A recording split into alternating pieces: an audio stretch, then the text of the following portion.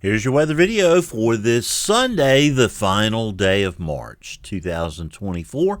I'm meteorologist Bill Murray, and a little bit of stormy weather coming up on Tuesday, otherwise very warm for your Easter. Happy Easter and happy Passover, everyone, on this early Sunday morning, recording this just before midnight on Saturday evening, since the weather will be pretty calm overnight and through the day tomorrow. Here are some overnight lows expect. Well, first let's start out in Flagstaff, Arizona.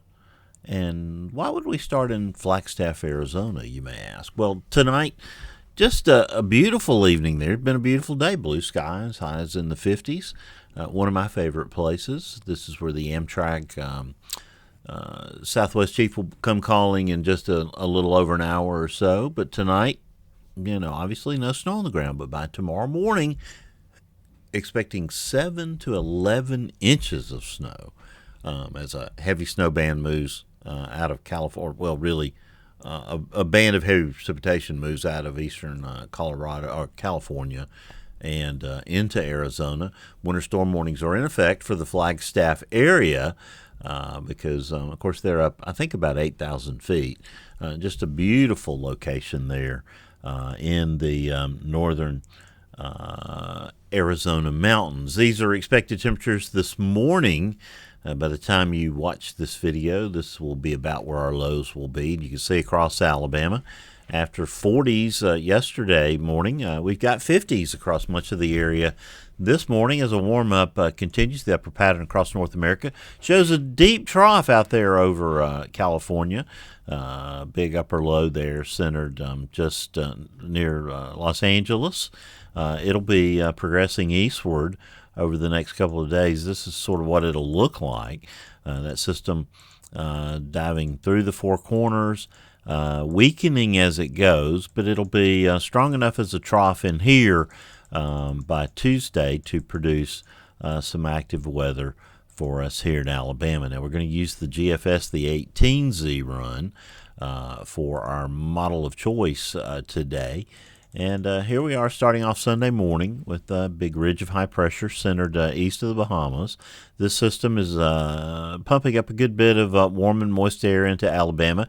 We saw just a few clouds along the periphery of this large surface low yesterday, and you might have seen some cumulus clouds if you're in places like Muscle Shoals or Phil Campbell or perhaps Hamilton.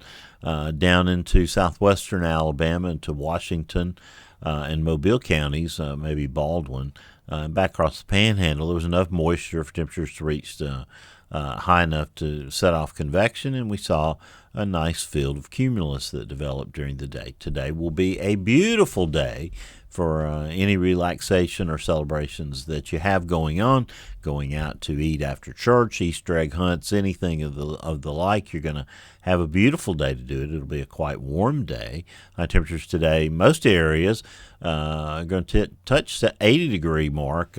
Parts of the Tennessee Valley may stay in the upper 70s. But we stay dry today. More storms firing to the north over the Ohio Valley. There were several severe thunderstorm warnings and a severe thunderstorm watch yesterday evening.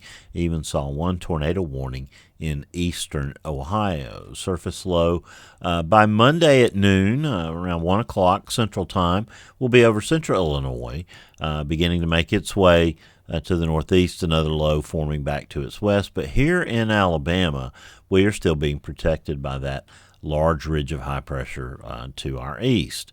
This is 7 p.m. Monday night. Surface low on the Kansas-Oklahoma border, trailing line of convection through eastern Oklahoma back into Texas. The SPC has a large area in this zone back from Oklahoma up through Missouri in a risk of severe weather on their Day 3 outlook, which would cover Monday. We've got a 15% risk area for us over the northern third of Alabama or so on Tuesday. And we'll talk more about that in just a minute. As we roll into the day on Tuesday, those showers and thunderstorms to our west will sort of fall apart. They'll begin to get re-energized. They're going to be moving in here at a fairly favorable time of the day for severe weather. So we'll watch those as they increase and grow upscale. Initial indications indicate that this will probably be a linear line of thunderstorms, and some of those storms could be severe, damaging winds. We'll look at a sounding here in just a second. You can see the rainfall intensifies during the late afternoon. Surface low there near Vicksburg, Mississippi, along I-20. It tracks on over to near Meridian by 10 p.m. on Wednesday night. Rain and thunderstorms will be common across Alabama. With that surface low tracking along that path there, it seems to enhance the rainfall, and I don't think we'll have a tremendous amount of rain, but that system is moving on into Georgia during the overnight hours. Showers and thunderstorms are on their way out, and I think by sunrise on Wednesday we'll be mostly dry across Alabama. Some cold air advection, as you can see, with that trough to the north of us over the Ohio Valley. Some snows there from the Chicagoland back across the state of Michigan, across southern Canada, and some a wintry mix there in upstate New York, all the way over into Vermont and New Hampshire, including some freezing rain and some sleet in those areas. But we'll see clearing and cooler conditions on Wednesday after being in the 80s on Monday. And falling back Tuesday, well, probably only to about 80 degrees. We'll probably still be touching 80 in some spots on Tuesday around Birmingham, but we'll notice a difference on Wednesday morning with lows in the 40s and temperatures during the day struggling to get out of the 50s over the Tennessee Valley. A lot of folks, though, are going to get into the lower 60s as we go through the day. But then, getting out here to Thursday morning, if our winds die down, and I think we'll have clearing skies by that point, we're going to have fairly decent conditions for radiational cooling, and that means another round of frost, folks. I know you're impatient to plant, but areas across, especially the northern third of Alabama, from about I-20 to the north, going to be in the 30s Thursday morning, and with those conditions being fairly ripe, we could see frost, particularly in those protected valleys. You're going to want to protect any early planting that you've done, any tender vegetation that may be sensitive to cold, and that will be something you'll want to watch out for. Thursday will be a nice day. Temperatures warming into the 60s after those lows in the 30s north, 40s to the south. And Friday morning, I'm afraid it's going to be more of the same. Northern third of the state goes below, not below freezing, but into the 30s. And that sets up potential, again, for frost on Friday morning. So Friday the 5th, we'll want you to take precautions for your tender vegetation and anything that might be harmed by frost early on Friday morning. Friday, the warm-up begins sort of in earnest as our winds begin to turn to a more southerly direction late in the day. High temperatures are going to be in the 60s. And then by Saturday, we continue to be dry. Extended run of dry weather for us here in Alabama. High temperatures on Saturday will probably get into the lower 70s.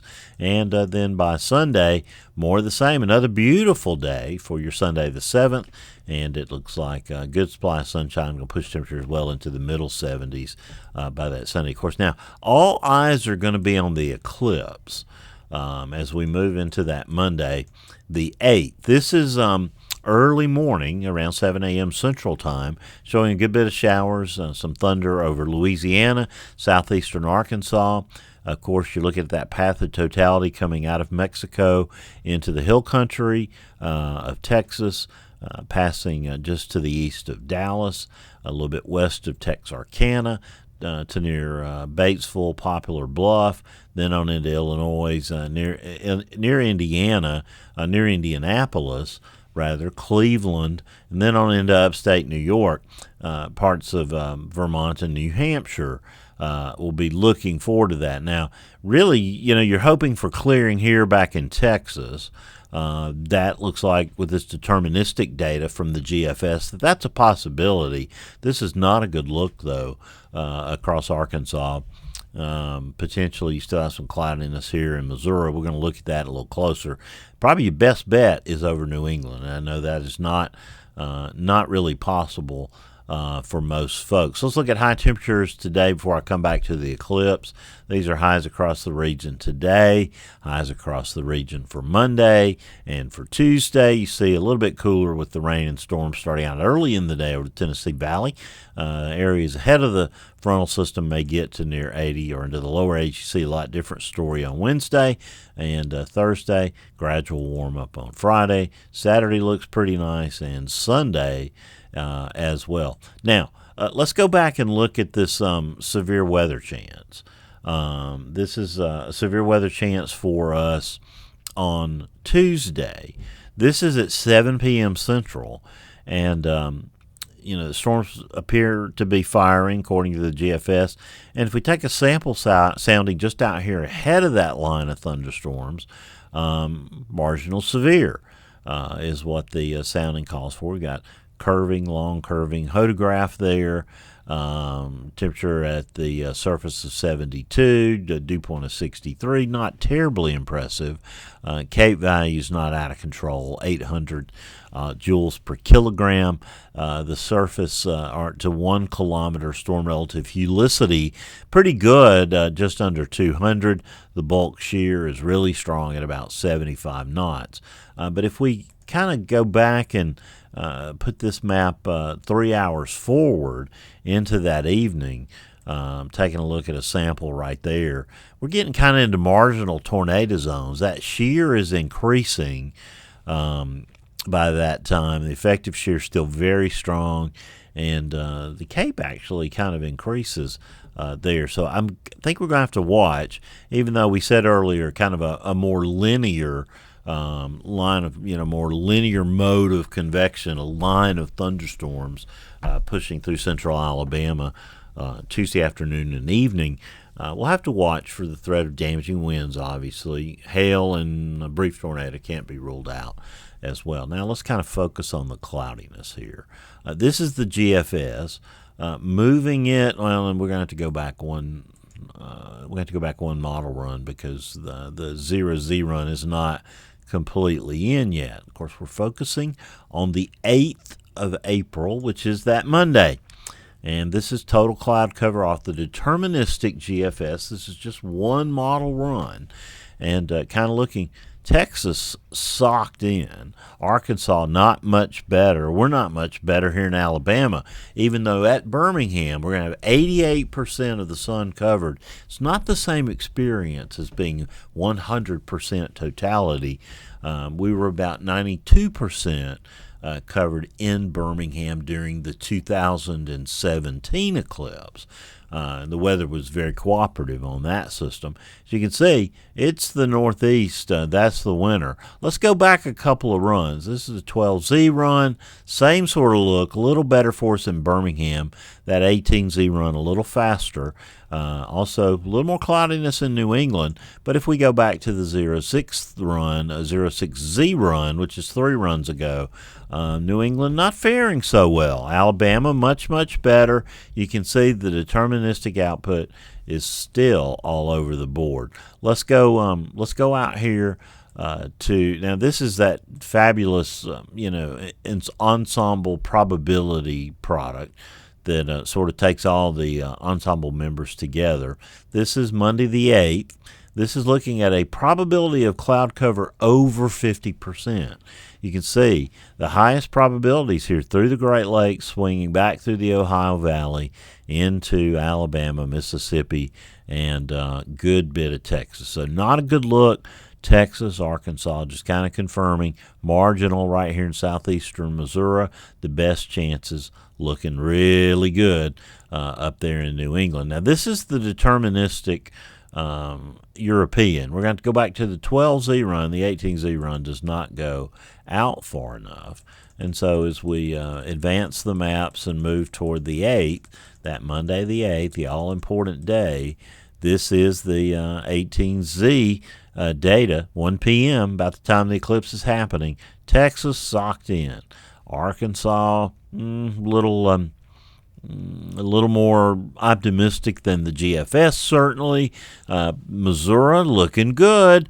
Illinois, Indiana, pretty good. And then upstate New York turning out pretty good, too. If we go back one model run that goes back far enough on the European, again, Alabama looking pretty good. The middle of the country, most of the path of totality, though, not very good. And looking at the ensembles, this is off the 12Z run of the European. The ensembles, again, not favorable for any of us in the South, little marginally favorable for parts of Missouri and certainly New England, not looking too bad. Now, I thought, and I do, and let's update this run right here. These are temperatures off the national blended models. Good place we always like to stop. 79 today, the average temperature. Birmingham is what this is calling for. Kind of the middle across the area. 82 tomorrow, 82 on Tuesday. Temperatures fall off a cliff for Wednesday. We stay chilly, lower than normal for the Wednesday, Thursday, Friday time period. Watching for that frost Thursday morning, potentially Friday morning.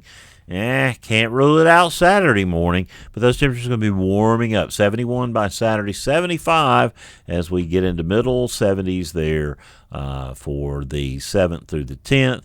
That's Sunday through Wednesday. Boy, I had a fabulous conversation this morning with Lee Pinson. He was 16 years old on April 3rd, 1974. His family lived in Huntsville, and he remembers, like many of us do, that day and that night especially like it was just yesterday.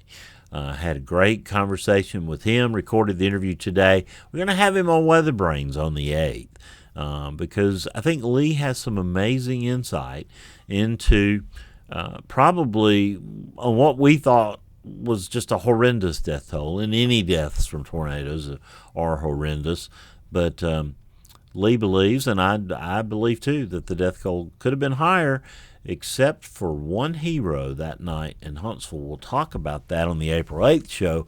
We're going to have a bunch of heroes on our show Monday night.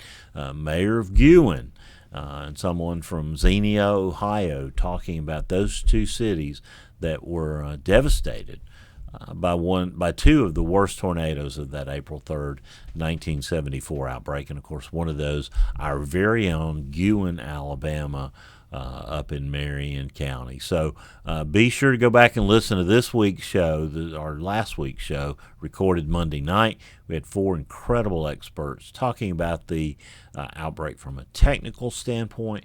Tomorrow night, Jen Nairmore has authored an incredible program to talk to people that experienced it. We'll get that emotional look at the outbreak, and then we'll come back on the 8th with an amazing talk about a hero, an unsung hero that you probably have never heard of, that was definitely saving lives on that night of April 3rd, 1974 in Huntsville. Happy Easter, happy Passover, everyone. It's going to be a beautiful day, no weather concerns. I'll have a complete look at the forecast on the blog. Read those notes there under the forecast for this morning's post. I'll have a complete update of the weather coming up at noon or a little thereafter, a little after Easter brunch, but I think I'll just be telling you how beautiful a day it is. And until I get this chance to do the same again a week from Sunday, James will have you two a day starting tomorrow. Scott will be back next Saturday. And until I get to see you again, as I always tell you, keep an eye to the sky because you're always going to have something fun to look at.